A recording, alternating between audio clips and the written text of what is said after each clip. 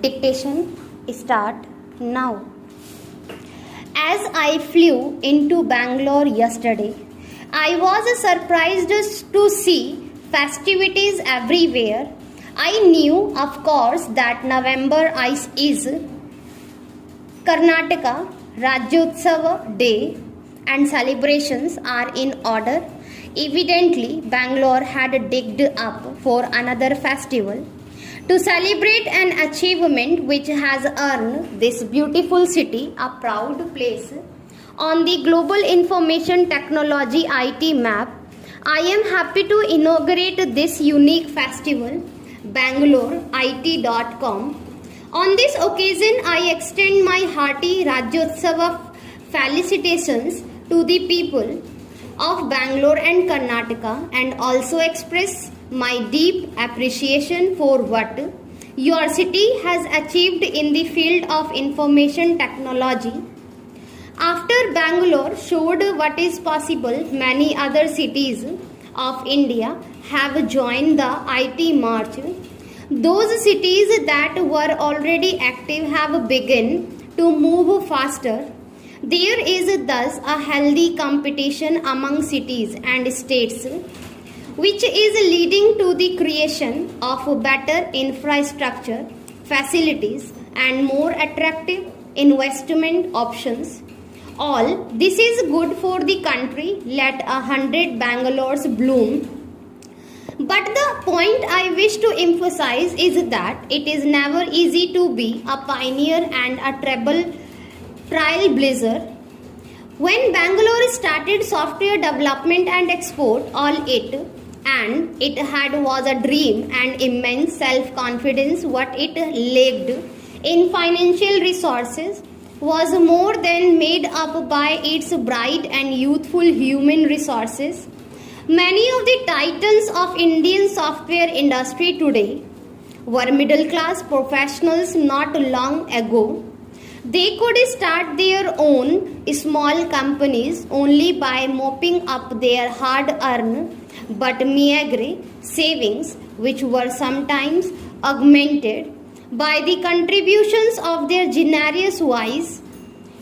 They, like many of the success stories in IT the world over, the first generation entrepreneurs who made it big because they had a big vision, but also because IT self is a big leveler for the first time in modern history. Here is a technology which makes even a small town school student feel that he can aim high, aim global and get there. What a pleasant spectacle it is that a vast nationwide network of computer education centers has come into being within the past few years. It is a network that reaches in many states, even small towns and big villages. And significantly, it has come up without any government support.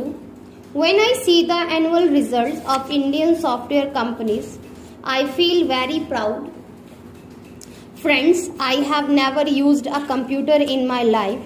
However, I know what computers and information technology in general are doing to change the life around. They are revolutionizing every factor of our national and even planetary life.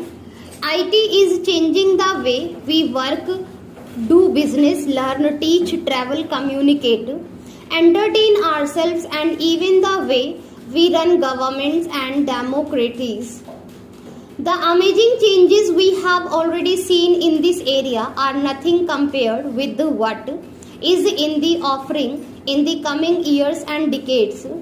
The internet, for example, does not connect computers, it connects nations, economics, cultures, communities, and hundreds of millions of unique individuals on a single platform. It is truly laying the basis for a new phase of progress of human civilization. Can India, which is cradle of civilization, lag behind in this march of IT? No, for us in India, Information technology does not have only an economic significance. It is a civilizational necessity for us because it is going to re-establish India as a materially prosperous and culturally reargent nation in the coming centuries. Hence, I would like all my countrymen to know that IT is India's tomorrow. It is this vision which has made my government put information technology high on our list of priorities. The work done by the National Task Force on Information Technology and Software Development is well known to this audience. For the first time in India, an inter-ministerial and interdepartmental mechanism at the highest level with active participation from the IT industry has been created to advise the government on all IT related matters. The first report of the task force, whose focus is on software development, is persistently under implementation if there are grievances about the speed and nature of implementation. Please let us know. I assure you that we will set them right.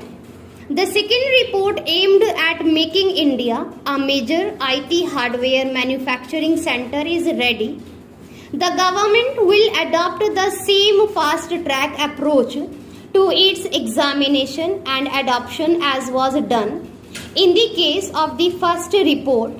The government recognizes that creation of a nationwide high bandwidth telecom infrastructure is crucial for all that we want to achieve in the field of information technology. As I announced only last week, we have already taken a number of bold and time-bound initiatives in this direction. Work has begun on the formulation of a new national telecom policy which addresses the challenges of as well as the tremendous opportunities in the convergence between telecom, IT media and consumer electronics. Now,